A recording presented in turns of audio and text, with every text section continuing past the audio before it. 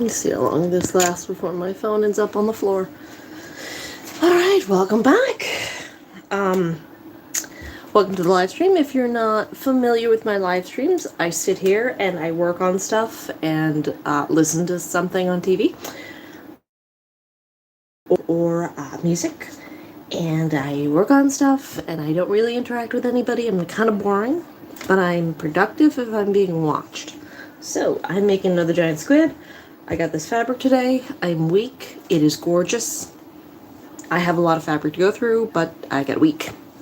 I purchased something new, so I have to make something out of it before I feel the guilt, which is coming for purchasing shit I don't need. Also there's a bit of a snowstorm here, so if the live stream just poof vanishes, probably because I lost power. That's the thing that happens. Might continue a little bit of Sherlock Holmes, I think. Pardon me. And I have a cat painting I just remembered that I need to get done like 3 days ago. Shit. But it is what it is. So, yeah, gonna work on this. And then we are going to have a fabulous time. But yeah, if you don't want to hang around for the whole thing, just pop by every 10, 15, 20 minutes and see how far along we are. History is what I need. Alright, where's Sherlock Holmes? I like the fact that there's just a bunch of shorts. I don't have to be totally invested for like hours and hours to get to the end of it, which is nice. I know it exists. There we go. There we go. Let's meet Matt. He switched to TD Insurance and saved 28% on his home and car insurance. I don't know why it's that loud. His health was not a matter in which he himself took the faintest interest, for his mental detachment was absolute. But he was induced at last, on the threat of being permanently disqualified from work, to give himself a complete change of scene and air. Thus it was that in the early spring of that year, we found ourselves together in a small cottage near Poldhu Bay, at the further extremity of the Cornish peninsula. It was a singular spot, and one peculiarly well suited to the grim humour of my patient. From the windows of our little whitewashed house, which stood high upon a grassy headland, we looked down upon the whole sinister semicircle of Mounts Bay, that old death trap of sailing vessels, with its fringe of black cliffs and surge-swept reefs, on which innumerable seamen have met their end. With a northerly breeze, it lies placid and sheltered, inviting the storm-tossed craft to tack into it for rest and protection. Then come the sudden swirl round of the wind, the blistering gale from the southwest, the dragging anchor, the lee shore, and the last battle in the creaming breakers.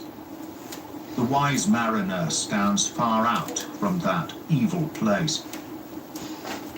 On the land side, the old ones. Where are our my new ones? surroundings were as sombre as on the sea. It was a country of rolling moors, lonely and dun-coloured, with an occasional church tower to mark the site of some old-world village.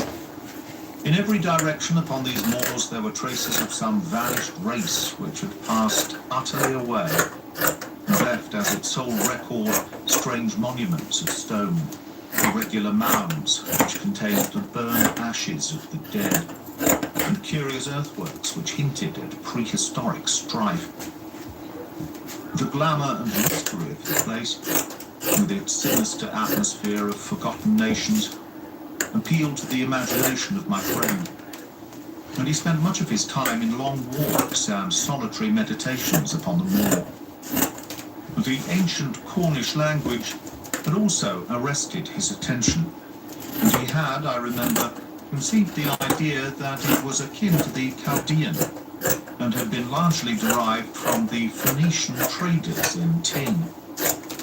He had received a consignment of books upon philology, and was settling down to develop this thesis, when suddenly, to my sorrow, and to his unfeigned delight, We found ourselves, even in that land of dreams, plunged into a problem at our very doors, which was more intense, more engrossing, and infinitely more mysterious than any of those which had driven us from London. Our simple life and peaceful, healthy routine were violently interrupted, and we were precipitated into the midst of a series of events which caused the utmost excitement not only in Cornwall, but throughout the whole west of England. Many of my readers may retain some recollection of what was called at the time the Cornish Horror, though a most imperfect account of the matter reached the London press. Now, after 13 years, I will give the true details of this inconceivable affair to the public. I have said that scattered towers marked the villages which dotted this part of Cornwall. The nearest of these was the hamlet of Tredannick Wallace, where the cottages of a couple of hundred inhabitants clustered round an ancient moss-grown church. The vicar of the parish, Mr. Roundhay, was something of an archaeologist, and as such Holmes had made his acquaintance. He was a middle-aged man, portly and affable, with a considerable This fund is going to of have law. so At his invitation, long. we had taken tea at This the one, vicarage, because like and the had come width to on know here, also I Mr. can get the Mortimer, front of the an independent gentleman who tentacles. increased the So clergyman's scanty this one's resources gonna be by taking rooms in his large, straggling house. holy shit. The vicar, being a I bachelor, think this one might be was over 8 glad to foot come long. to such an arrangement, though he had little in common with his lodger, who was a thin, dark, spectacled man with a stoop, which gave the impression of actual physical deformity. I remember that during our short visit we found the vicar garrulous, but his lodger strangely reticent. A sad-faced, introspective man, sitting with averted eyes, brooding apparently upon his own affairs.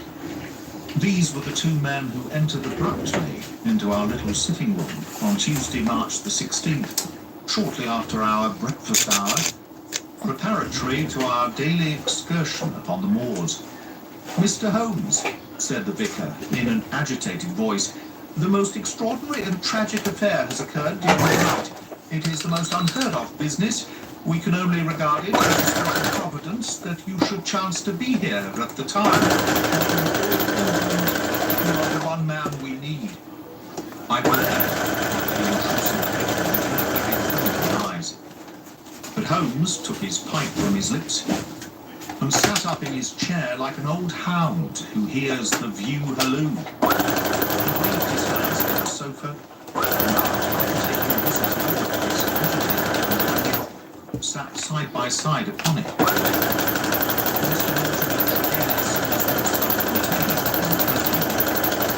The twitching of his thin hands and the brightness of his dark eyes, common emotion. "Shall I speak?" he asked of the vicar. "Well, as you seem to have made the discovery, whatever it may be, and the vicar to have had it second hand, perhaps you had better do the speaking," said Holmes. I glanced at the hastily clad clergyman, with the formally dressed lodger seated beside him, and was amused at the surprise which Holmes's simple deduction had brought to their faces. "Perhaps I had best say a few words first," said the vicar, "and then you can judge if you will listen to the details from Mr. or whether we should not hasten at once to the scene of this mysterious affair. I may explain to them that our friend here spent last evening in the company of his two brothers, and George,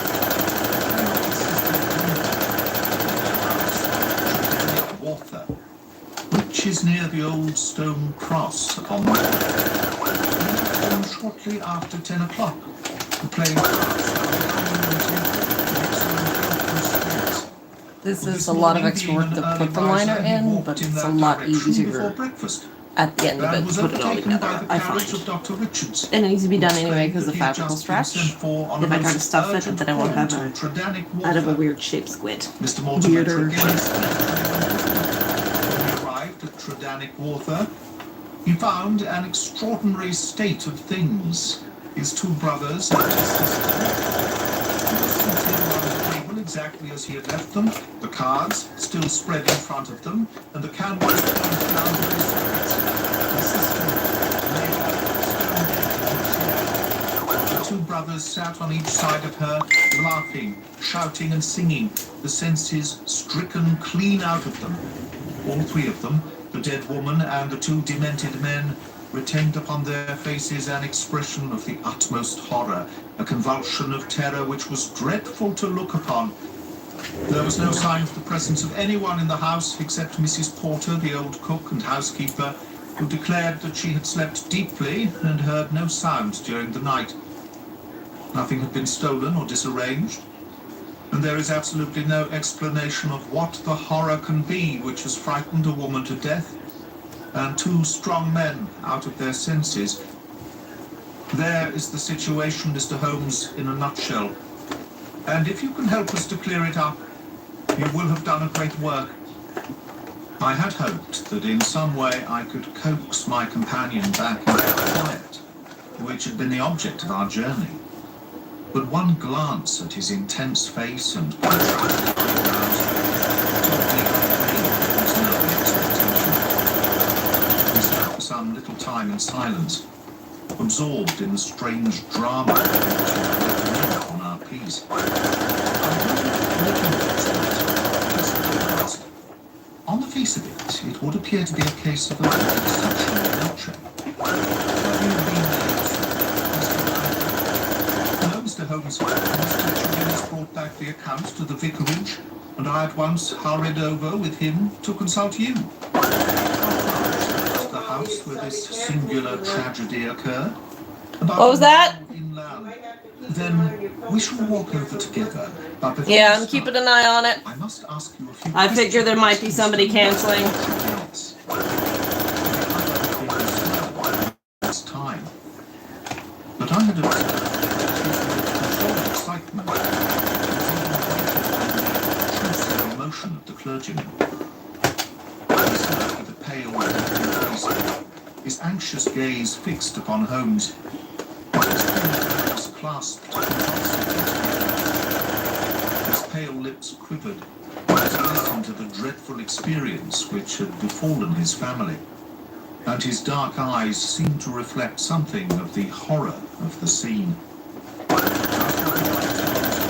Said he eagerly. It is a bad thing to speak of, but I will answer you the truth. Tell me about last night. Well, Mr. Holmes, and my elder brother George proposed a game of whist afterwards. We sat down and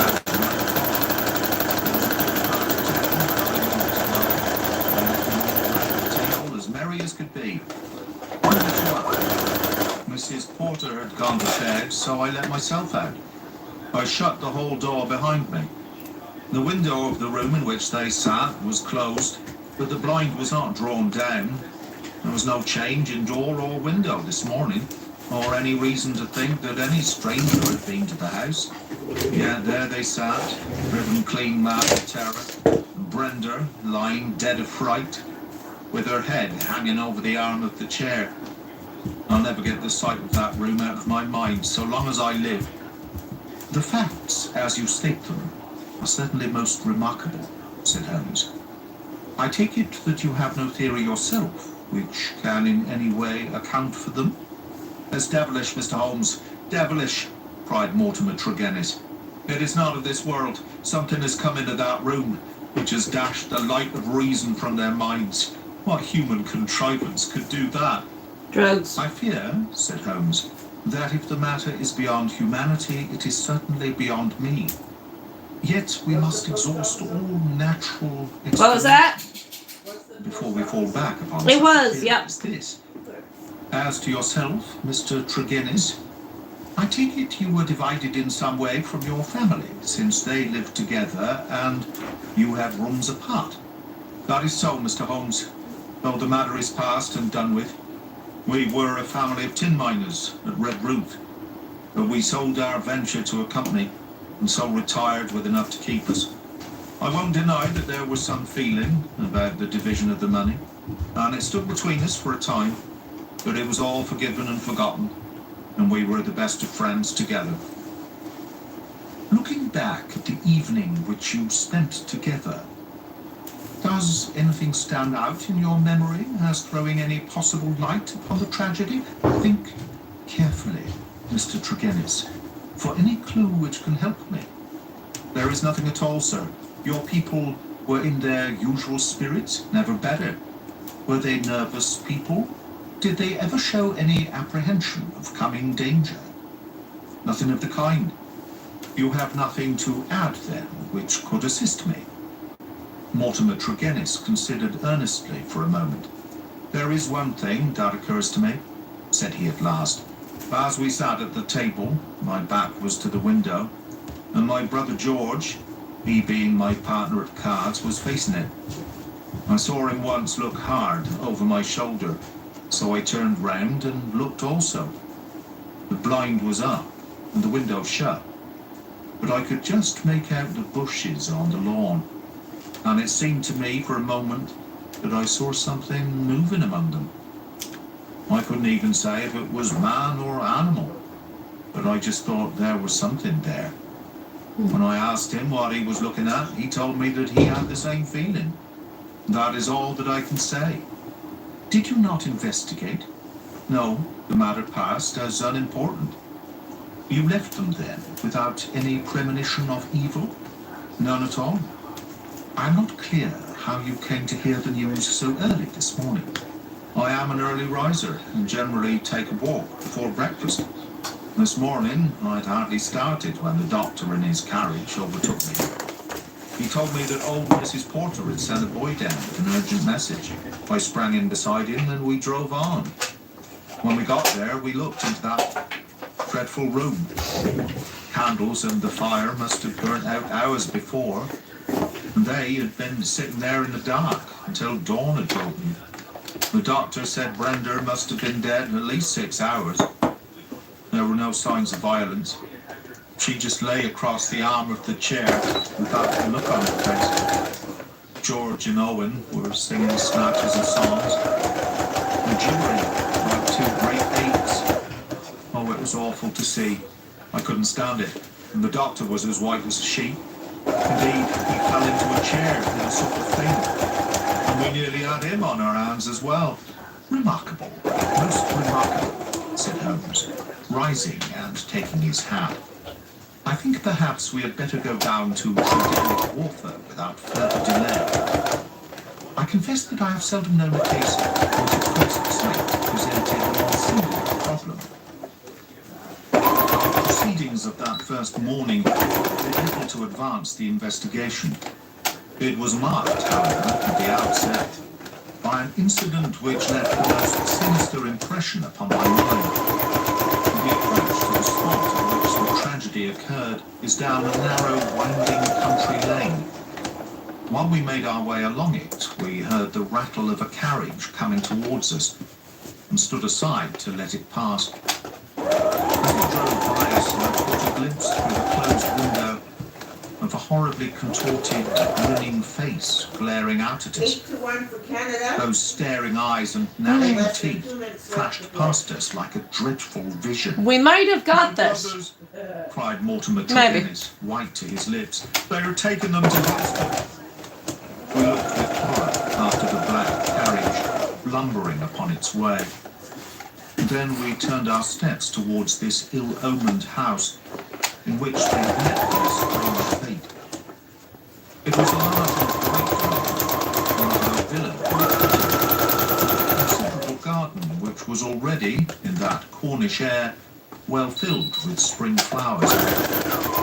Towards this garden, the window of the sitting room fronted, and from it, according to Mortimer Tregennis, must have come that thing of evil which had, by sheer horror, in a single instant, blasted their minds.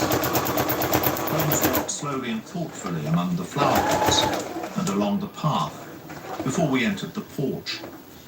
So absorbed was he in his thoughts, I remember, that he stumbled over the watering pot. upset its contents, and deluged both our feet and the garden. Inside the house, we were met by the elderly Cornish housekeeper, Mrs. Porter. The young girl looked after the wants of the family. She readily answered all Holmes's questions. Her employers had all been in excellent spirits lately, and she had never known them more cheerful and prosperous. She had fainted with horror upon entering the room in the morning and seeing that dreadful company round the table. She had, when she recovered, thrown open the window to let the morning air in, and had run down to the lane, whence she sent a farm lad for the doctor. The lady was on her bed upstairs, if we cared to see her. It took 4 strong men to get the brothers into the asylum carriage. She would not herself stay in the house another day, and was starting that very afternoon to rejoin her family at St. Ives. We ascended the stairs and viewed the body. Miss Brenda Tregennis had been a very beautiful girl, though now verging upon middle age. Her dark, clear-cut face was handsome, even in death. But there still lingered upon it something of that convulsion of horror which had been her last human emotion. From her bedroom, we descended to the sitting room, where this strange tragedy had actually occurred. The charred ashes of the overnight fire lay in the grate. On the table were the 4 guttered and burned-out candles, with the cards scattered over its surface. The chairs had been moved back against the walls, but all else was as it had been the night before. Holmes paced with light, swift steps about the room. He sat in the various chairs, drawing them up and reconstructing their positions. He tested how much of the garden was visible. He examined the floor, the ceiling, and the fireplace. But never once did I see that sudden brightening of his eyes and tightening of his lips, which would have told me that he saw some gleam of light in this utter darkness. "Why a fire?" he asked once. Had they always a fire in this small room on a spring evening? Mortimer Tregennis explained that the night was cold and damp. For that reason, after his arrival, the fire was lit. "What are you going to do now, Mr. Holmes?" he asked. My friend smiled and laid his hand upon my arm. "I think, Watson, that I shall resume that course of tobacco poisoning, which you have so often and so justly condemned," said he. "With your permission, I will now return to I am not aware that any new factor is likely to come to our notice here. Mr. Tregennis, and should anything occur to me, I will certainly communicate with you and the vicar. In the meantime, I wish you both good morning." It was not until long after we were back in Poldew Cottage that Holmes broke his complete and absorbed silence. He sat coiled in his armchair, his haggard and ascetic face hardly visible amid the blue swirl of his tobacco smoke. His black brows drawn down, his forehead contracted, his eyes vacant and far away. And sprang to his feet. Said he with a laugh, "Let us walk along the cliffs together and search for flint arrows. We are more likely to find them than clues to this problem. To let the brain work without sufficient material is like racing an engine. It racks itself to pieces. The sea air, sunshine, and patience, Watson. All else will come. Now, let us calmly define our position, Watson." He It's so continued fun and as we happy. skirted the cliffs together. "Let us get a firm grip of the very little which we do know, so that when fresh facts arise, we may be ready to fit them into their places. I take it, in the first place, that neither of us is prepared to admit diabolical intrusions into the affairs of men. Let us begin by ruling that entirely out of our minds. Very good.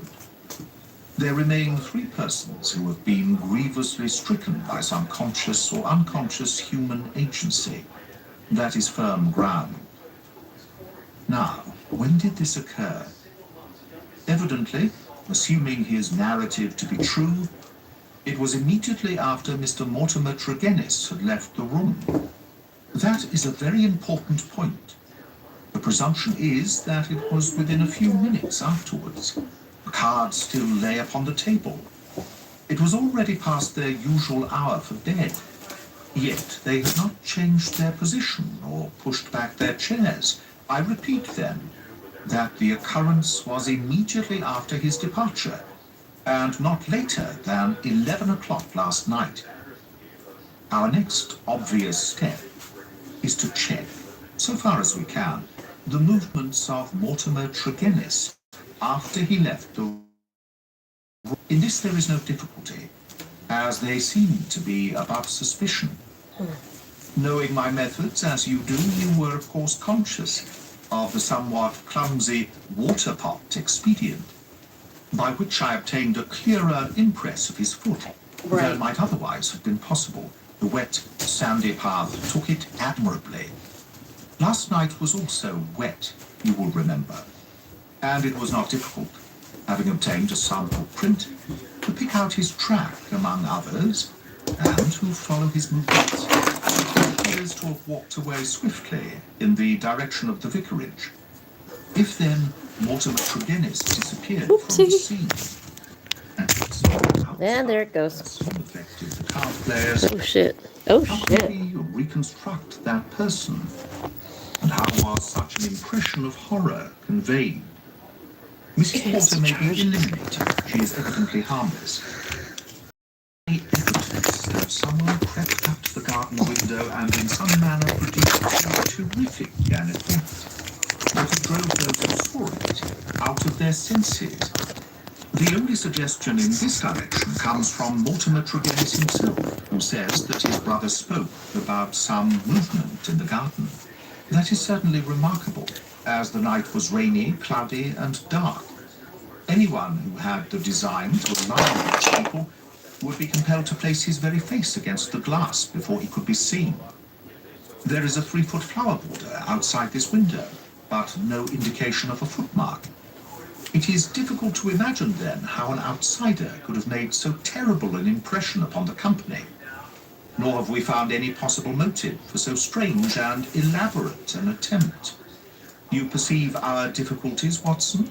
They are only too clear, I answered with conviction. And yet, with a little more material, we may prove that they are not insurmountable, said Holmes. I fancy that among your extensive archives, Watson, you may find some which were nearly as obscure. Meanwhile, we shall put the case aside until more accurate data are available, and devote the rest of our morning to the pursuit of Neolithic man. I may have commented upon my friend's power of mental detachment, but never have I wondered at it more than upon that spring morning in Cornwall, when for 2 hours he discoursed upon Celts, arrowheads, and shards, as lightly as if no sinister mystery were waiting for his solution.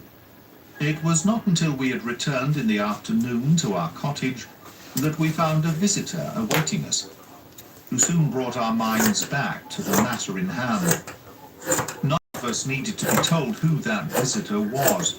The huge body, the craggy and deeply seamed face with the fierce eyes and hawk-like nose, the grizzled hair which nearly brushed our cottage ceiling, the beard, golden at the fringes and white near the lips, save for the nicotine stain from his perpetual cigar, all these were as well known in London as in Africa, and could only be associated with the tremendous personality of Dr. Leon Sterndale, the great lion hunter and explorer. We had heard of his presence in the district, and had once or twice caught sight of his tall figure upon the moorland paths. He made no advances to us, however, nor would we have dreamed of doing so to him, as it was well known that it was his love of seclusion which caused him to spend the greater part of the intervals between his journeys in a small bungalow, buried in the lonely wood of Beecham Arians.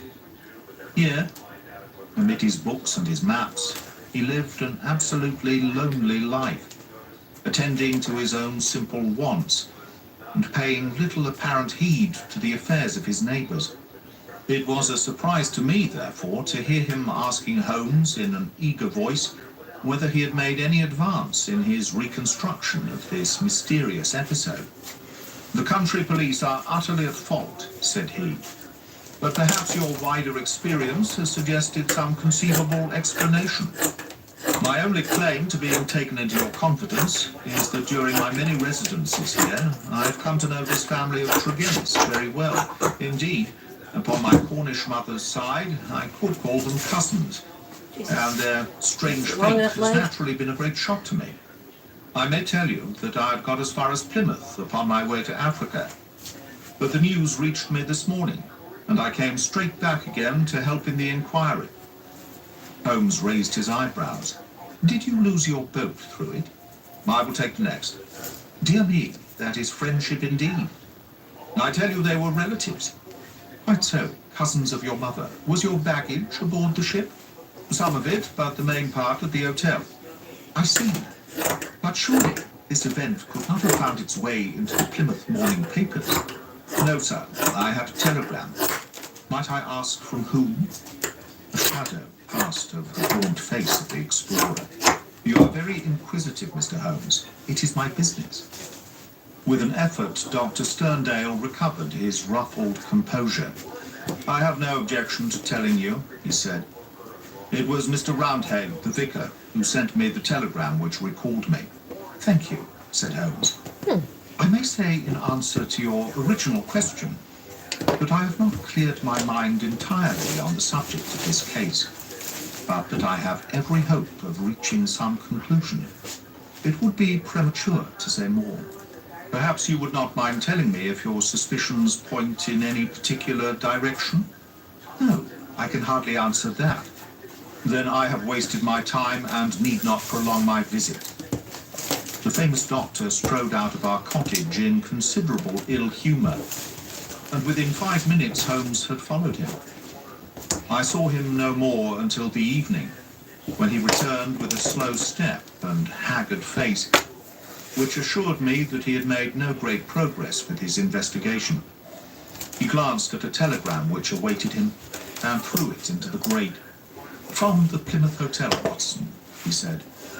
"I learned the name of it from the vicar, and I wired to make certain that Dr. Leon Sterndale's account was true.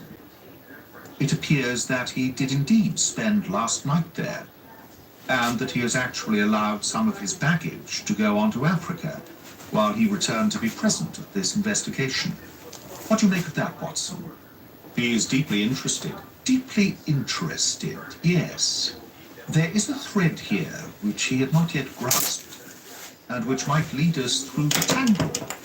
Cheer up, Watson, for I am very sure that our material has not yet all come to hand.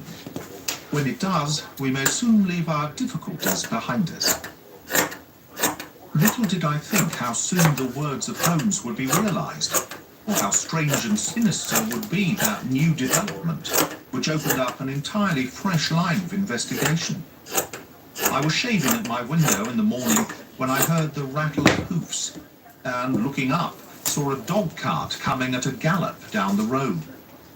It pulled up at our door, and our friend, the vicar, sprang from it and rushed up our garden path.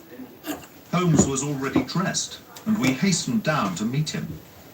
Our visitor was so excited that he could hardly articulate, but at last, in gasps and bursts, his tragic story came out of him. "We are devil-ridden, Mr. Holmes. My poor parish is devil-ridden," he cried. "Satan himself is loose in it. We are given over into his hands."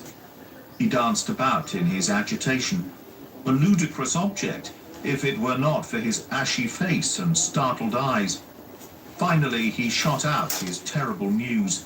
"Mr. Mortimer Tregennis died during the night, and with exactly the same symptoms as the rest of his family." Holmes sprang to his feet, all energy in an instant. "Can you fit us both into your dog cart?" "Yes, I can. Then, Watson, we will postpone our breakfast. Mr. Roundhay, we are entirely at your disposal. Hurry, hurry, before things get disarranged. The lodger occupied 2 rooms at the vicarage, which were in an angle by themselves, the one above the other. Below was a large sitting room, above his bedroom. They looked out upon a croquet lawn, which came up to the windows. We had arrived before the doctor or the police, so that everything was absolutely undisturbed. Let me describe exactly the scene as we saw it upon that misty March morning. It has left an impression which can never be effaced from my mind. The atmosphere of the room was of a horrible and depressing stuffiness. The servant who had first entered had thrown up the window, or it would have been even more intolerable. This might partly be due to the fact that a lamp stood flaring and smoking on the centre table. Beside it sat the dead man, leaning back in his chair, his thin beard projecting, his spectacles pushed up onto his forehead, and his lean, dark face turned towards the window and twisted into the same distortion of terror which had marked the features of his dead sister. His limbs were convulsed, and his fingers contorted, as though he had died in a very paroxysm of fear. I'm getting a lot He was of fully clothed, though there were signs that his dressing the Man had of been done in a Medan hurry. We had already learned that his bed had story been here. slept in, and that the tragic end had come to him in the early morning. One 1, 2, realised the red-hot energy 3. which underlay Holmes's phlegmatic exterior when one saw the sudden change which came over him from the moment that he entered the fatal apartment. In an instant he was tense and alert, his eyes shining, his face set, his limbs quivering with eager activity.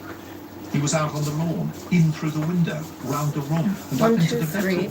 4, For all 5, the 6, world 7, like a 8. dashing foxhound drawing a cover. In the bedroom he made a rapid cast around and ended by throwing open the window, which appeared to give him some fresh cause for excitement, for he leaned out of it with loud ejaculations of interest and delight. We don't need that Then description in rushed today's down the age, stair, okay? out through the open window, That has a threw different himself meaning. upon his face on the lawn, sprang up, and into the room once more, all with the energy of the hunter who was at the very heels of his quarry. The lamp, which was an ordinary standard, he examined with minute care, making certain measurements upon its bowl. He carefully scrutinized with his lens the talc shield which covered the top of the chimney, and scraped off some ashes which adhered to its upper surface, putting some of them into an envelope which he placed in his pocketbook. Finally, just as the doctor and the official police put in an appearance, he beckoned to the vicar, and we all 3 went out upon the lawn. "I am glad to say that my investigation has not been entirely barren," he remarked. "I cannot remain to discuss the matter with the police, but I should be exceedingly obliged, Mr. Roundhay, if you would give the inspector my compliments and direct his attention to the bedroom window and to the sitting room lamp. Each is suggestive, and together they are almost conclusive. If the police would desire further information, I shall be happy to see any of them at the cottage. And now, Watson, I think that perhaps we should be better employed elsewhere." It may be that the police resented the intrusion of an amateur, or that they imagined themselves to be upon some hopeful line of investigation. But it is certain that we heard nothing from them for the next 2 days.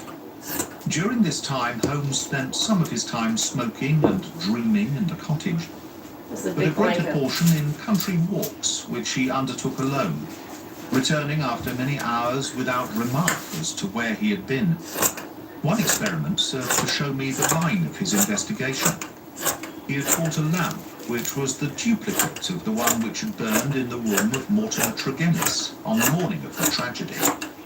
This he filled with the same oil as that used at the vicarage, and he carefully timed the period which it would take to be exhausted. Another experiment which he made was of a more unpleasant nature, and one which I am not likely ever to forget. "You will remember, Watson," he remarked one afternoon, "that there is a single common point of resemblance in the varying reports which have reached us. This concerns the effect of the atmosphere of the room in each case upon those who first entered it. Carbon dioxide? You will recollect that Mortimer Tregennis, in describing the episode of his last visit to his brother's house, remarked that the doctor, on entering the room, fell into a chair. You had forgotten? Well, I can answer for it that it was so. Now, you will remember also that Mrs. Porter, the housekeeper, told us that she herself fainted upon entering the room and had afterwards opened the window. In the second case, that of Mortimer Tregennis himself, you cannot have forgotten the terrible stuffiness of the room when we arrived, though the servant had thrown open the window. That servant, I found upon inquiry, was so ill that she had gone to her bed. You will admit, Watson, that these facts are very suggestive. In each case there is evidence of a poisonous atmosphere. In each case also there is combustion going on in the room. In the one case a fire, in the other a lamp. The fire was needed, but the lamp was lit, as a comparison of the oil consumed will show, long after it was broad daylight. Why? Surely because there is some connection between three things: the burning, the stuffy atmosphere, and finally the madness or death of those unfortunate people. That is clear, is it not? It would appear so. At least we may accept it as a working hypothesis. We will suppose then that something was burned in each case which produced an atmosphere causing strange toxic effects. Very good. In the first instance, that of the Tregennis family, this substance was placed in the fire. Now the window was shut, but the fire would naturally carry fumes to some extent up the chimney. Hence one would expect the effects of the poison to be less than in the second case, where there was less escape for the vapor. The result seems to indicate that it was so, since in the first case only the woman, who had presumably the more sensitive organism, was killed. The others Dude, that's had rude. temporary or permanent lunacy, which is evidently the first effect of the drug. In the second case, the result was complete. The facts therefore seem to bear out the theory of a poison which worked by combustion. With this train of reasoning in my head, I naturally looked about in Mortimer Tregennis's room to find some remains of this substance. The obvious place to look was the talc shelf or smoke guard of the lamp. There, sure enough, I perceived a number of flaky ashes and round the edges a fringe of brownish powder, which had not yet been consumed. Half of this I took, as you saw, and I placed it in an envelope. Why half, Holmes? It is not for me, my dear Watson, to stand in the way of the official police force. I leave them all the evidence which I found. The poison still remained upon the talc. Had they the wit to find it? Now, Watson, we will light our lamp. We will, however, take the precaution to open our window to avoid the premature decease of two deserving members of society, and you will seat yourself near that open window in an armchair, unless, like a sensible man, you determine to have nothing to do with the affair. Oh, you will see it out, will you? I thought I knew my Watson. This chair I will place opposite yours, so that we may be the same distance from the poison and face to face. The door we will leave ajar. Each is now in a position to watch the other and to bring the experiment to an end, should the symptoms seem alarming. Is that all clear? Well then, I take our powder, or what remains of it, from the envelope and I lay it about the burning lamp.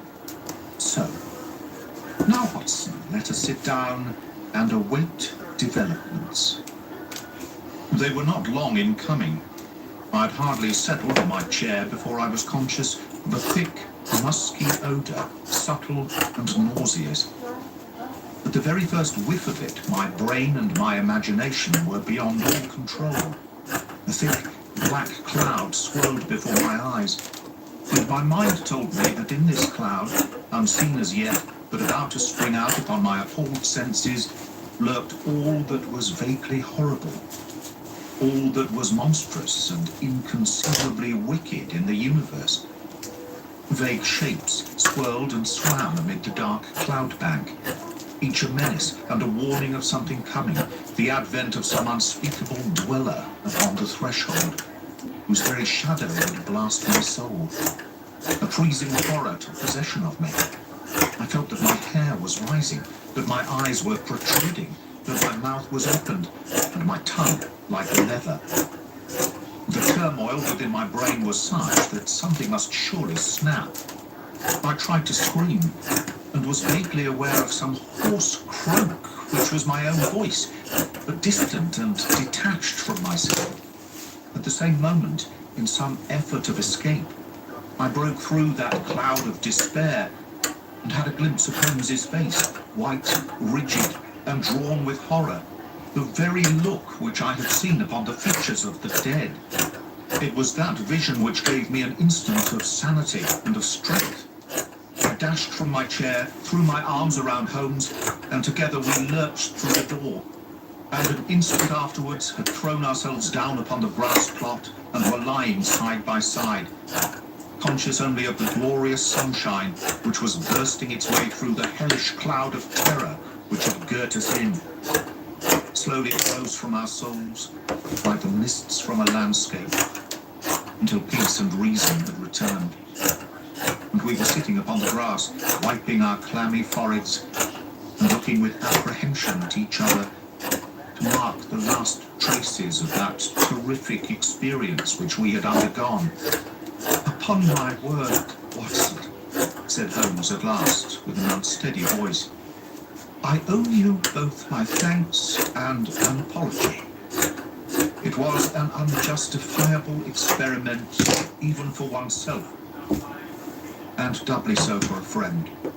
I am really very sorry." "You know," I answered, with some emotion, for I have never seen so much of Holmes's heart before, "that it is my greatest joy and privilege to help you." He relapsed at once into the half-humorous, half-cynical vein which was his habitual attitude to those about him. "It would be superfluous to drive us mad, my dear Watson," said he. "A candid observer would certainly declare that we were so already before we embarked upon so wild an experiment. I confess that I never imagined that the effect could be so sudden and so severe." He dashed into the cottage, and reappearing with the burning lamp held at full arm's length, he threw it among a bank of brambles. "We must give the room a little time to clear. I take it, Watson, that you have no longer a shadow of doubt as to how these tragedies were as obscure as before. Come into the arbour here, and let us discuss it together."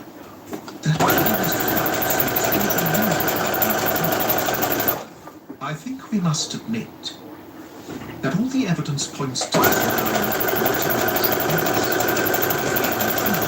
first tragedy, though he was the victim of the second one. We must remember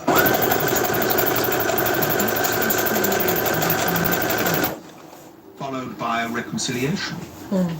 How bitter that quarrel may have been, or how hollow the reconciliation, we cannot tell. When I think of Mortimer Tregennis, with the foxy face and the small, shrewd, beady eyes behind the spectacles, a giving disposition. Well,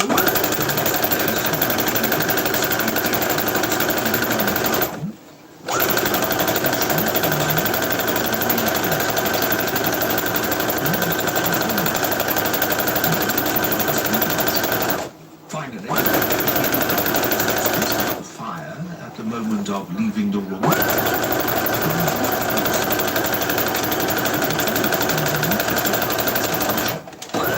Had anyone else come in, the family would certainly have risen from the table. Besides, in peaceful Cornwall, visitors did not arrive after 10 o'clock at night. We may take it then that all the evidence points to Mortimer Tregennis as the culprit. Then his own death was suicide. Well, Watson, it is on the face of it not impossible supposition. The man who had the guilt upon his soul of having brought such a fate upon his own family might well be driven by remorse to inflict it upon himself. There are, however, some cogent reasons against it. Fortunately, there is one man in England who knows all about it, and I have made arrangements by which we shall hear the facts this afternoon from his own lips. Ah, he is a little before his time. Perhaps you would kindly step this way, Dr. Leon Sterndale. We have been conducting a chemical experiment indoors, which has left our little room hardly fit for the reception of so distinguished a visitor. I had heard the click and how the majestic figure of the great African explorer appeared upon the path. He turned in some surprise towards the rustic arbour in which he sat. You sent for me, Mr. Holmes. I had your note about an hour ago, and I've come. Though I really do not know why I should have this subject. Perhaps we can clear the point up before we separate, said Holmes. Courteous acquiescence. You will excuse this and I had nearly furnished an additional chapter to what the papers call the Cornish horror, and we perhaps manner. It is as well that we should talk where there can be no eavesdropping. The explorer took his cigar as if to stare at my companion.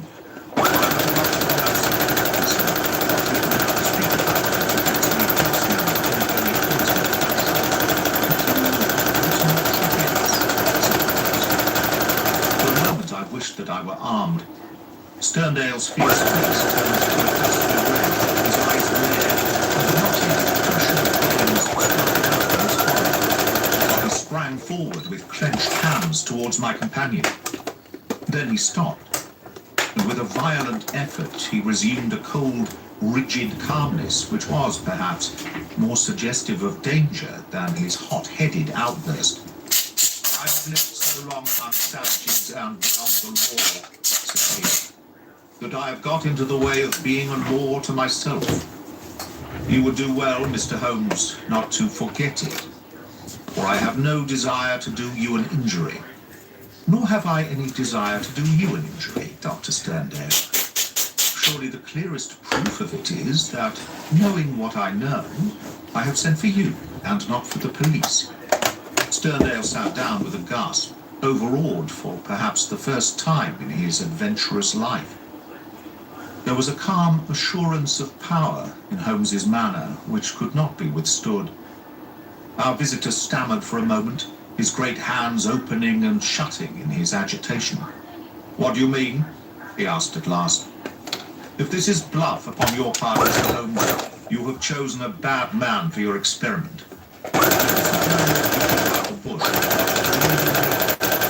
I may tell you, said Holmes, and the reason why I tell you is that I hope frankness may beget frankness. What my next step may be.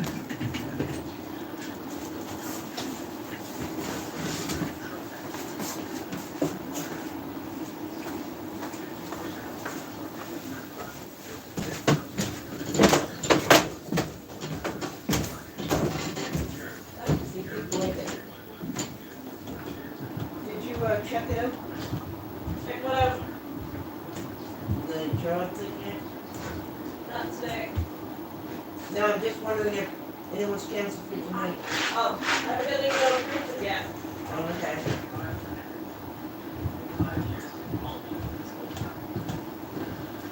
It's getting pretty nasty. I'll message my supervisor about it.